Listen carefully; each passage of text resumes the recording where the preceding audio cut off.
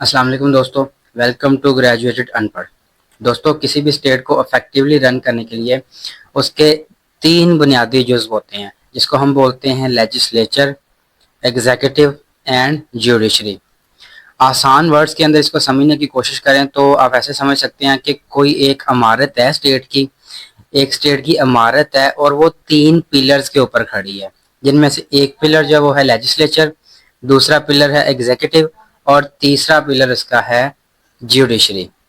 ٹھیک ہے، اب یہاں پہ میرا آپ کے لیے ایک کوشچن ہے کہ ایک طرف ایک ایسی اسٹیٹ ہو جس کے اندر لیجسلیچر، ایگزیکٹو اور کمیونٹی کی جو ساری پاورز ہیں وہ صرف ایک بندے کے پاس ہوں، یعنی ہم سمپلی اس کو مونارکی یا ڈکٹیٹرشپ بھی بول سکتے ہیں۔ اور دوسری طرف ایک ایسی گورنمنٹ ہو جس کے اندر یہ جو ہمارے 3 بیسک ہمارے جو یہ پوائنٹس ہیں، جس کے اندر یہ لیجسلیچر، ایگزیکٹو اور جوڈیشری ہے، یہ بالکل آزاد ہوں، یہ بالکل آزادانہ اپنے فیصلے کر سکتے ہوں۔ یہ جو بھی اسٹیپ اٹھائیں یہ آزادانہ ہو، کوئی بندہ ان کو اوپر سوال نہ کر سکے کہ آپ نے یہ اسٹیپ اٹھایا، آپ نے کیوں اٹھایا، کوئی بھی ان کو پریشرائز نہ کر سکے۔ تو آپ ان دونوں فارم آف گورنمنٹس میں کس کو پریفر کرو گے، کس کو امپلیمنٹ کرنا پریفر کرو گے؟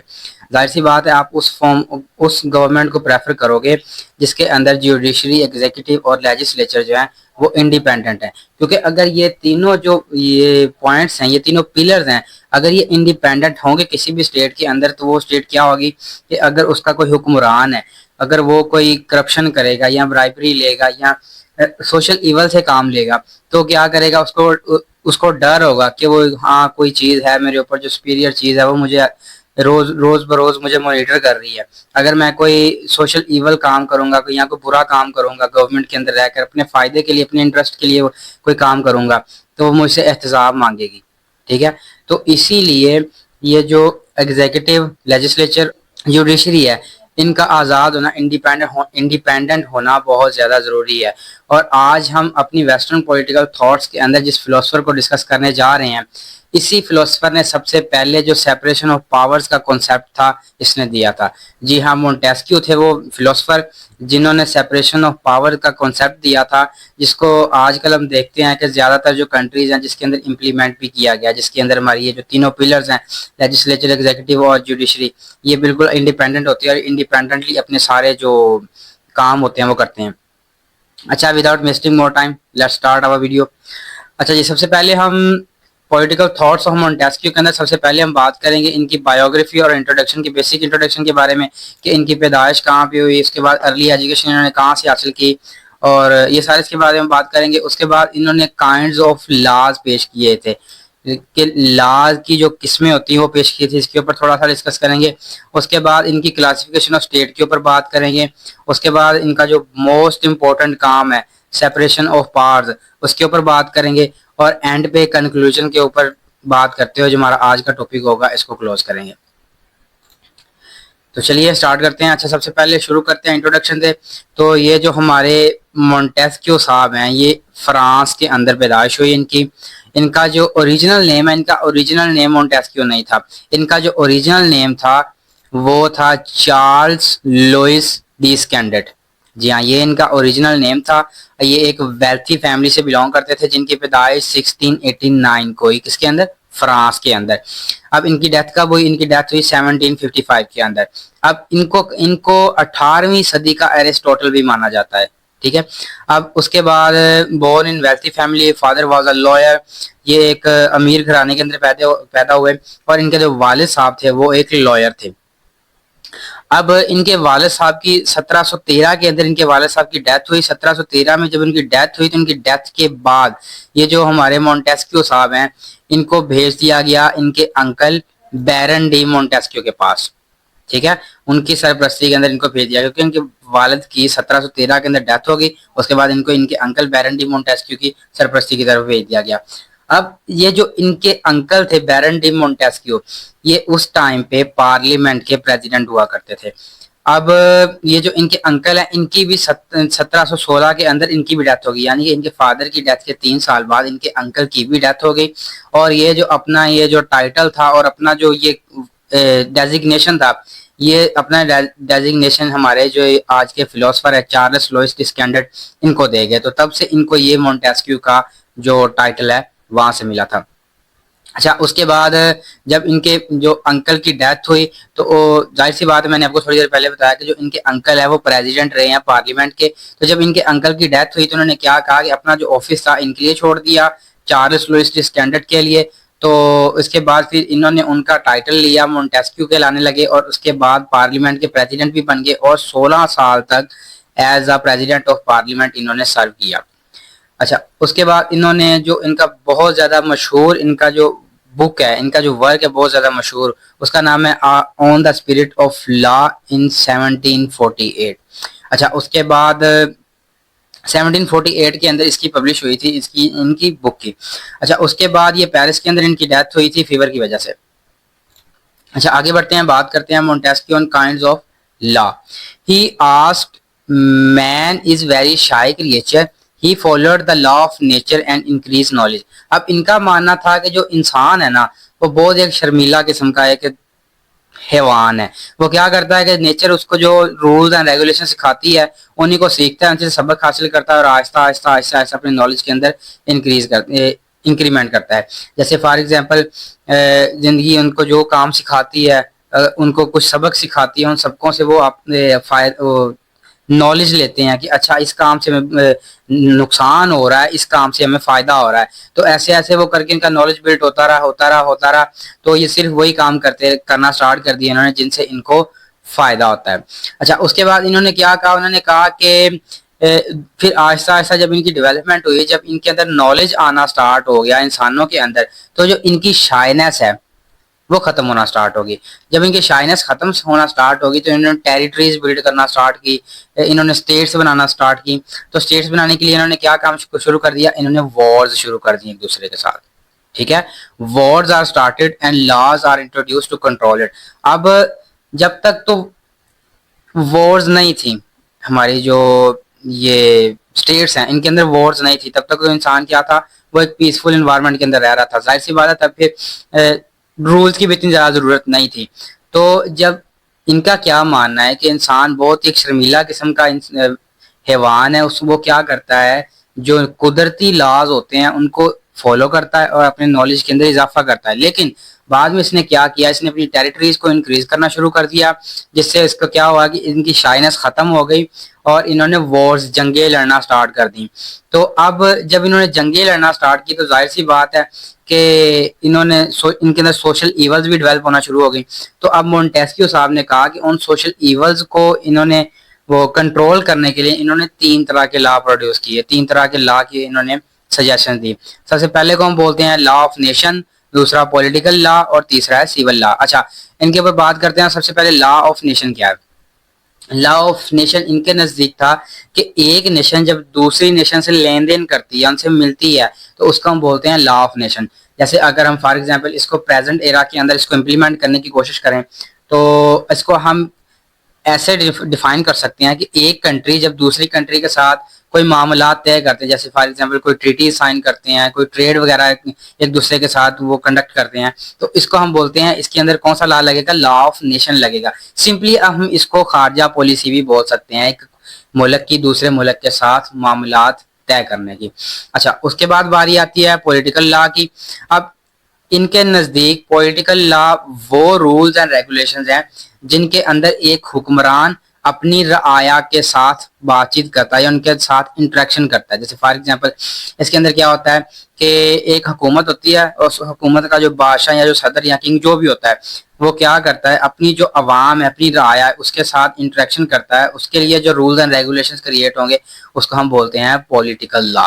اب اس کے بعد باری آتی ہے سول لا کی. اب سیول لا کس کے اوپر امپلیمنٹ ہوتے ہیں؟ سیول لا اس کے اوپر امپلیمنٹ ہوتے ہیں کہ اب ایک اسٹیٹ ہے، اس کے اندر کوئی ہیومن بینگ رہ رہا ہے. اب وہ ہیومن بینگ جب دوسرے ہیومن بینگ کے ساتھ انٹریکٹ کرے گا تو اس کے اندر جو رولز اینڈ ریگولیشنز آئیں گی ان کو ہم بولیں گے سیول لاز. آگے بڑھتے ہیں، بات کرتے ہیں کلاسیفیکیشن آف اسٹیٹ کی. انہوں نے اسٹیٹ کی کلاسیفیکیشن کے اندر 3 طرح کی کلاسیفیکیشن بتائی تھی. سب سے پہلے ہے مونارکی، سارے ہم لوگ اس سے واقف ہیں. اس کے بعد ڈیسپوٹزم یا جس کو ہم ڈکٹیٹرشپ بھی بولتے ہیں. ٹھیک ہے، ڈکٹیٹرشپ کا ہی دوسرا نام ہے ڈیسپوٹزم. اب اس کے بعد باری آتی ہے ریپبلک کی.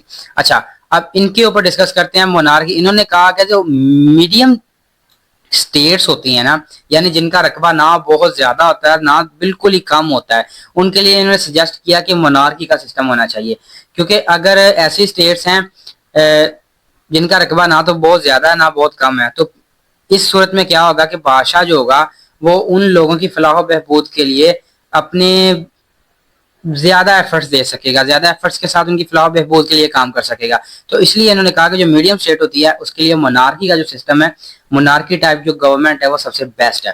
اب اس کے بعد انہوں نے بات کی کہ جو بگ اسٹیٹس ہوتی ہیں، جو بڑی بڑی ریاستیں ہوتی ہیں، جیسے فار ایگزامپل ہمارے پریزنٹ ایرا کے اندر رشیا ہے، امریکہ ہے اور ڈفرینٹ کنٹریز ہیں، اور انہوں نے کہا کہ وہ جو بڑی اسٹیٹس ہوتی ہیں ان کے اندر ڈکٹیٹرشپ ہونی چاہیے.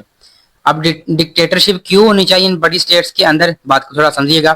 ان کا ماننا تھا کہ جو بڑی اسٹیٹس ہوتی ہیں ان کے اندر ظاہر سی بات ہے پاپولیشن بھی بہت زیادہ ہوگی، انڈیویجولز بہت زیادہ ہوں گے. اب اس کیس کے اندر ہم جو انڈیویجولز ہیں ہر ایک کی رائے تو نہیں نہ لے سکتے، کیونکہ وہ بہت بڑی اسٹیٹ ہے، ہر ایک کی رائے نہیں ہم لے سکتے. تو اسی لیے انہوں نے کہا کہ اس کے اوپر ڈکٹیٹرشپ ہونی چاہیے، کسی ایک بندے کا ڈکٹیٹر بن کے گورنمنٹ کے اندر آنا چاہیے، پاور کے اندر آنا چاہیے اور اپنے فیصلے کرنے چاہیے، کیونکہ اس کے اندر ہم رعایا کے جو عوام کے جو ویوز ہیں وہ ہم نہیں لے سکتے، کیونکہ یہ اسٹیٹ ہی بہت بڑی ہے، عوام کو کنٹرول کرنا بہت مشکل ہو جائے گا. اب اس کے بعد انہوں نے بات کی ریپبلک فار اسمال اسٹیٹس. اب جو اسمال اسٹیٹس ہیں ان کے لیے انہوں نے ریپبلک کا جو گورنمنٹ ہے وہ انہوں نے انٹروڈیوس کروائی. اب اسمال اسٹیٹس کے اندر کیا ہوتا ہے، اسمال اسٹیٹس کے اندر یعنی کہ چھوٹی چھوٹی سی ریاستیں ہوتی ہیں. اب چھوٹی جو ریاست ہوگی اس کے اندر ظاہر سی بات ہے کہ جو نمبر آف پیپل ہوں گی وہ بھی بہت کم ہوں گے. جب نمبر آف پیپل بہت کم ہوں گے تو ان کی اس کیس کے اندر ہم ان لوگوں کا جو اوور ویو ہے، جو پوائنٹ آف ویو ہم آسانی سے حاصل کر سکتے ہیں، ان کا جو اظہار خیال ہے کسی پوائنٹ کو لے کے اس کے اوپر ہم ان کی رائے لے سکتے ہیں. تو اس لیے انہوں نے کہا کہ ہاں جو اسمال اسٹیٹس ہیں ان کے اوپر جو ریپبلک گورنمنٹ سسٹم ہے وہی ہونا چاہیے. اچھا آگے بڑھتے ہیں، بات کرتے ہیں سیپریشن آف پاورز کی. جو ان کا most of the important work جو تھا سیپریشن آف پاور، انہوں نے کیا کہا تھا، انہوں نے کہا تھا کہ جو لیجسلیچر ہے، ایگزیکٹو ہے اور جو جوڈیشری ہے، ان تینوں کا ایک دوسرے سے علیحدہ علیحدہ ہونا چاہیے. اب تھوڑا سا اس کے اوپر بات کر لیں کہ لیجسلیچر کیا ہے. لیجسلیچر ایک ایسا ادارہ ہوتا ہے جو قانون بناتا ہے، ایگزیکٹو جو ہوتا ہے وہ اس قانون کو امپلیمنٹ کرتی ہے.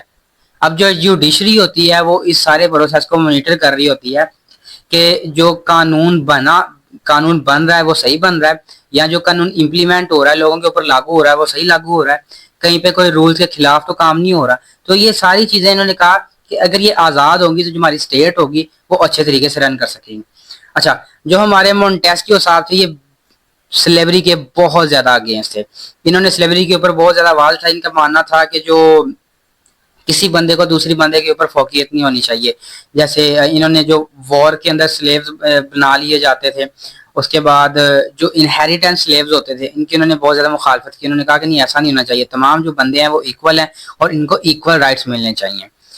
انہوں نے لبرٹی کے اوپر بہت زیادہ بات کی. انہوں نے for ensuring everyone's liberty he proposed the concept of separation of powers. ٹھیک ہے، اب انہوں نے لبرٹی کو حاصل کرنے کے لیے، ہر بندے کو لبرٹی پرووائڈ کرنے کے لیے انہوں نے سیپریشن آف پاورز کا جو کنسپٹ تھا یہ انہوں نے دیا تھا. ان کا ماننا تھا کہ جو بندہ آزاد پیدا ہوتا ہے تو اس کو ہر طرح سے اپنی زندگی جینے کی آزادی ہونی چاہیے، لیکن شرط یہ ہے کہ وہ رولز اینڈ ریگولیشنز کے دائرے کے اندر رہ کر جو بھی کام کرے وہ کوئی ایسا کام کرے جس سے اس کو پلیئر ملتا ہو تو وہ اس کی لبرٹی ہے.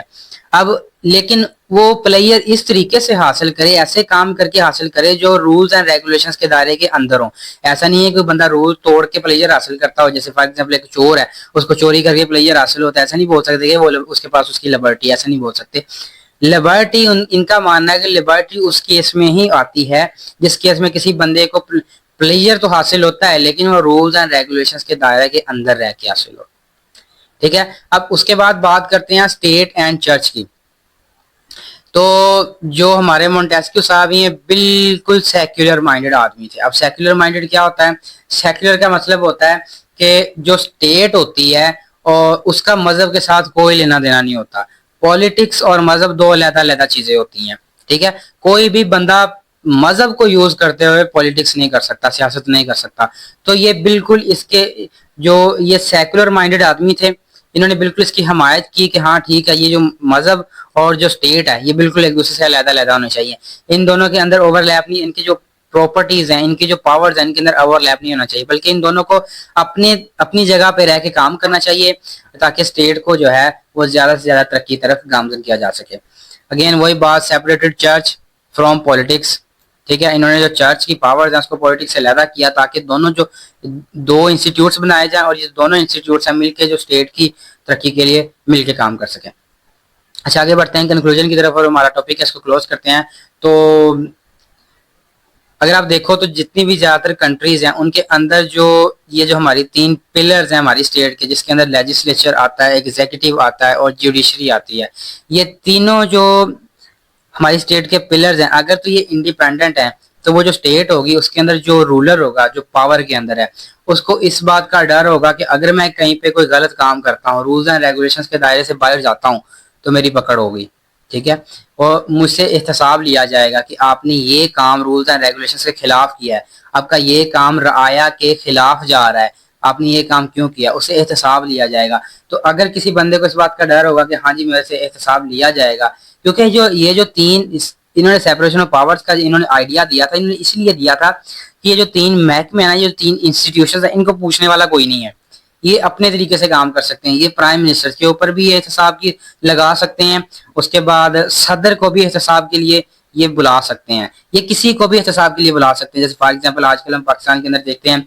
कि नैब का इदारा बहुत ज़्यादा एक्टिव है, जो डिफरेंट जो अपोजिशन के जो रहनुमा होते हैं, जो गवर्नमेंट के रहनुमा होते हैं, वो उनके ऊपर एहतसाब करता है उनके साथ कि आपने इतना पैसा यहाँ पे लगाया है तो उसमें से इतने पैसे का ये प्रोजेक्ट कंप्लीट हुआ, बाकी पैसा किधर गया।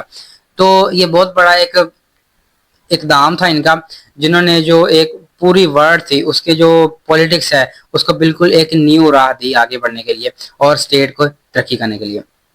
आई होप सो आपको हमारी आज की वीडियो पसंद आई होगी। मिलते हैं अगली वीडियो में। Till then bye bye, C you, अल्लाह हाफिज़।